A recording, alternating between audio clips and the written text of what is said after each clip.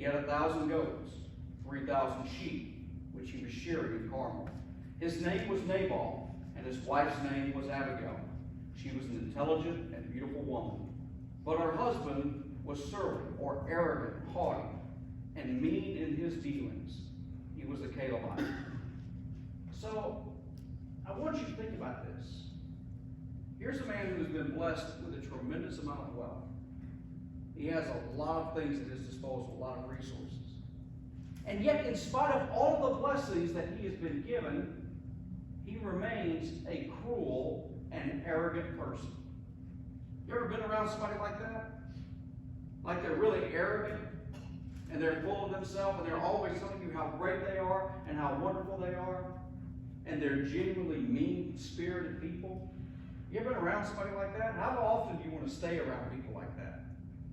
I want to get away from somebody like that. How sad do you think it is that Nabal, in spite of all the blessings that he has, that he remains cruel and arrogant? Isn't that sad? A sad way to live? That you've been blessed with so much more than people around you. You have servants, you have people working for you, and you still remain bitter and cruel. That's a sad way to live. And that's Nabal. Now imagine if you were married to that person. Imagine you've been married to that person for several years. How does that cruelty and that arrogance start to affect you?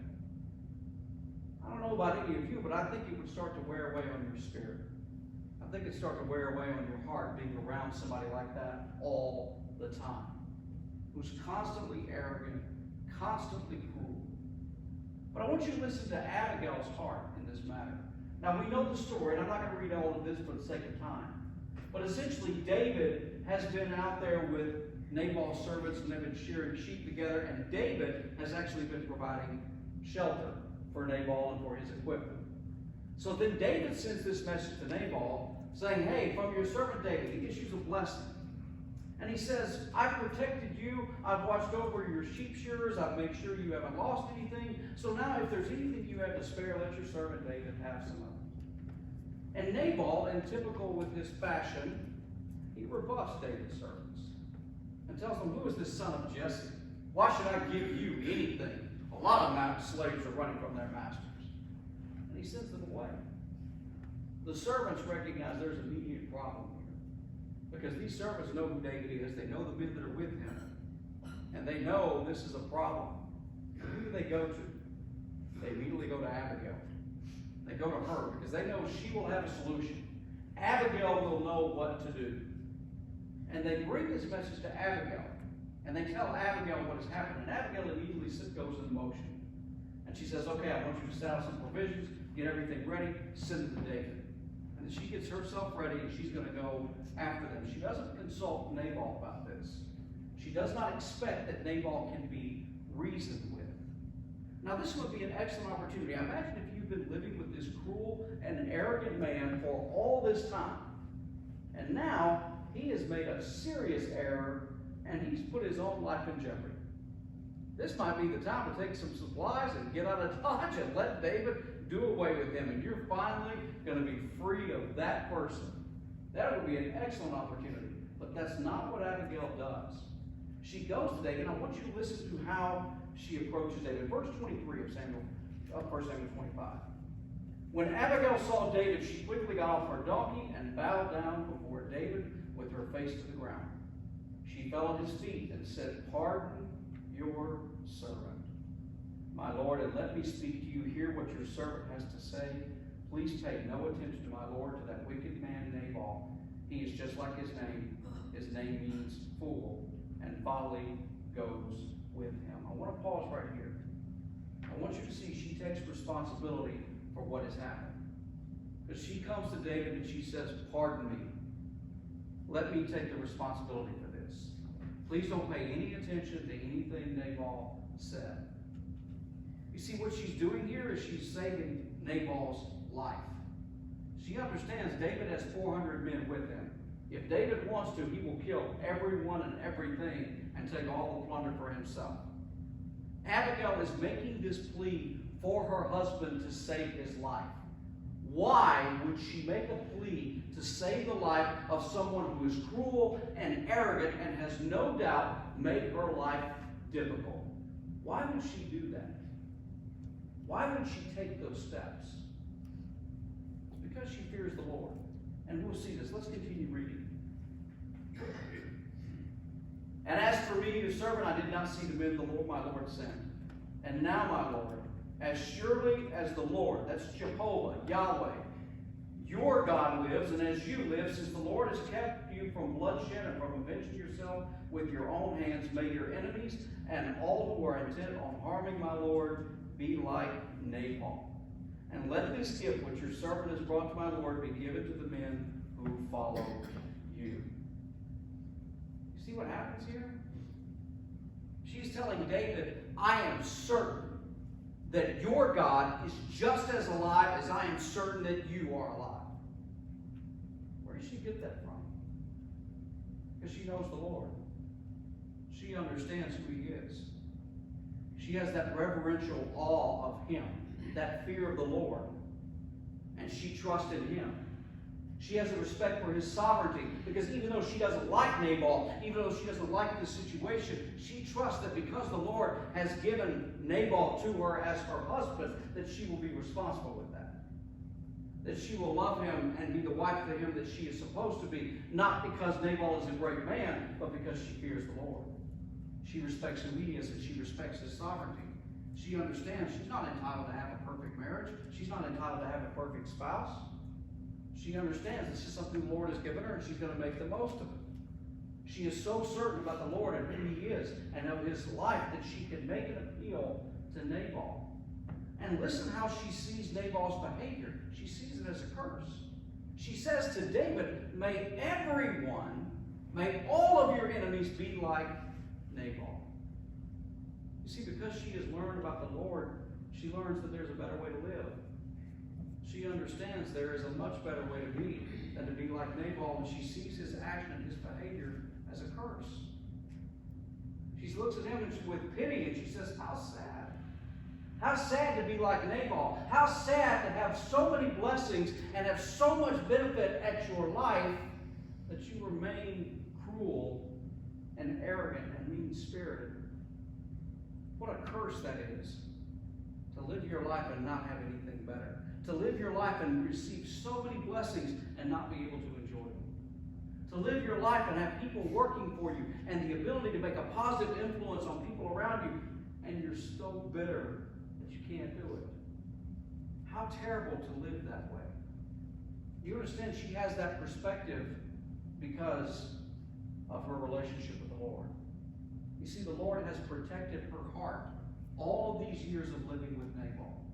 All of these years, his cruelty, his arrogance has not affected her, has not taken away from her character, has not taken away from her fear of the Lord. And gentlemen, ladies, I'm telling you, she didn't get there on her own.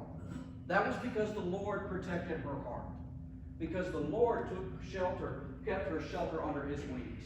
And the Lord would not allow the meanness and the cruelty of Nabal and her situation to take away from her joy in life, to take away from her character.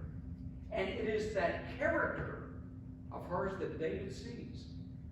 And that is what enchants him about her. And if you want to continue reading there, ladies, if you want to figure out a way to motivate your husbands, see how she spoke to David. She called out within him the man of destiny that he was expected to be. There's a lot of information there. It's a whole other sermon. But I want you to realize that Abigail is making the plea for a very cruel and presumptuous man. And she's doing this because of her relationship with the Lord. Because her relationship with the Lord has allowed her to be confident in who she is. Her relationship with the Lord has allowed her to have this character that even when somebody is cruel and mean, she does not allow it to affect her. She doesn't allow it to take the joy from her life. She doesn't allow it to take the goodness that she sees in the world around her and in other people. She continues to trust the Lord. And that's what the protection of the Lord is about. That's what the fear of the Lord leads to. That's what God is offering. He says, I can give you a long life. How? Because I will teach you to enjoy every single moment. You don't need to look, okay, I just can't wait till we get to tomorrow. I just can't wait till we get to a month from now. I just can't wait till we get to 6 months from now. Well, the fear of the Lord allows you to enjoy every moment in spite of whatever difficulties there may be. And this is the way Abigail lived her life. This is why her servants run to her when they need a solution. It's why they trust in her. It's why she knew how to respond, what to say to David to calm him and to get him to think reasonably. All for the sake of saving a man who was cruel. Because she took pity on him. Because she knew the Lord, she could understand the way he was living was so far apart from the way we were all intended to live. She recognized that's not how I want to live. I feel sorry for Nabal. I don't want to be like him. And so she could advise David and steer him correctly. This is what the fear of the Lord, this is what the protection of the Lord is all about. And I think we all want that. Wouldn't we all want to know more than anything else? I know we would all like to wish that we would have no more disaster and no more pain in our lives. But I think we know that's not a reality. But wouldn't we like to face every day knowing that no matter what happens to me, no matter what difficulties come my way, no matter how bad people betray me or mistreat me or are cruel to me, that at the end of the day, I will still have my capacity to love. I will still have my optimism. I will still be able to hope and believe and dream, just like when I started this day, that nothing that this world will throw at me can take that away from me. Wouldn't that be better than wishing for no pain or suffering to come our way? But to know that it doesn't have to affect our hearts. That we can still maintain that childlike heart. That heart that is filled with wonder and sees the beauty in life all around them. That wonder that says, I refuse to surrender my capacity to love. I choose to love unconditionally. And again, if you look at Abigail, she's doing what she's doing for Nabal's benefit, and she has no expectation that Nabal will respond favorably to her. This it doesn't matter, excuse me. She's not concerned about that because she knows she's living the right way. She knows that there's joy in living this way and taking shelter under the wings of the Lord.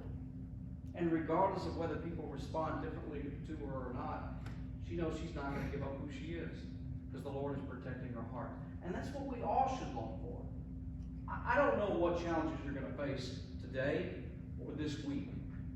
I don't know what challenges this community, this congregation is going to face in the next weeks and months to come. I don't know.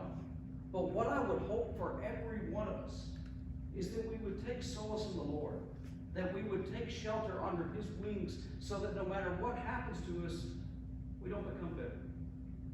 We don't become angry and filled with despair, but that we remain optimistic. We remain believing in the best, hoping for the best, and knowing that tomorrow will be a better day.